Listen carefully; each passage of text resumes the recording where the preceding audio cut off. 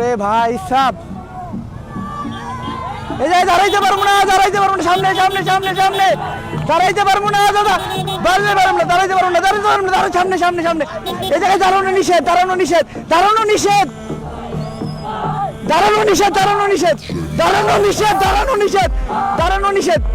Mainly আমার আপনাকে লগে থাকতে হইব, আমার আপনাকে লগে থাকতে হইব, নাইলে আপনারা এটাই করতে পারবেন না।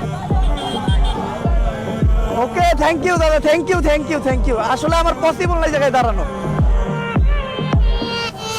ভাই ভাই আমি তো এই জায়গায় দাঁড়াইতে পারবো না, তোমরা ওকে দৌড়াইয়া।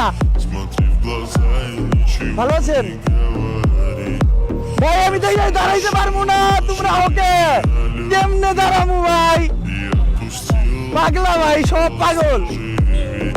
আমি বুঝলাম না ওরা এই জায়গায় জমলো কেমনে।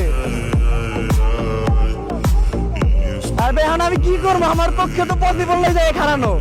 আর গাইস, এই খাগড়াছড়ির আমার স্কোয়াড দেখবেন, এরা হলো আমার স্কোয়াড। এরা জাস্ট আমারে ট্যাকেল দিয়ে নিয়ে যাওয়ার জন্য আসছে। এত আর্মি, এত প্রোটেকশন, কিচ্ছু মানতেছে না এরা। এরা পুরো খেয়েছি, এরা কারোর কথা শুনতেছে না। এরা সকাল থেকে দাঁড়ায় আছে জাস্ট আমার একবার দেখতে। বাট আমি তো পারতেছি না দাঁড়াইতে, আমারও অনেক মন চাইতেছে দাঁড়াইতে। আমরা এত কষ্ট করতেছে, এতজন মানুষ ছিল, কিন্তু আসলে আমি তো নিয়ম ভাঙতে পারবো না। ওই জায়গায় দাঁড়াইলে আমার জন্য পিছের গাড়িগুলোর প্রবলেম হবে, কারণ পোলাপান অনেক বেশি।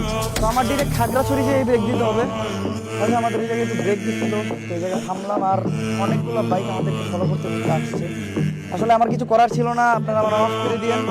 আমি যদি পারতাম আমি অবশ্যই দাঁড়াইতাম। তারপরে অনেকে আসছে, যারা আমাদের প্রশাসনিক নিষেধ ছিল, আমার পিছনে দাঁড়াইতে মানা করছে। তো সরি দাদা, আমার পক্ষ থেকে সবাই জানাই দিও যে আমি সরি। আসলে আমার কিছু করার নেই, সবার কথা আমি আমার রুল মানতে। আমার যদি ওই জায়গায় দাঁড়ানোর অপশন থাকতো তাহলে অবশ্যই সকালে দাঁড়াতে হবে।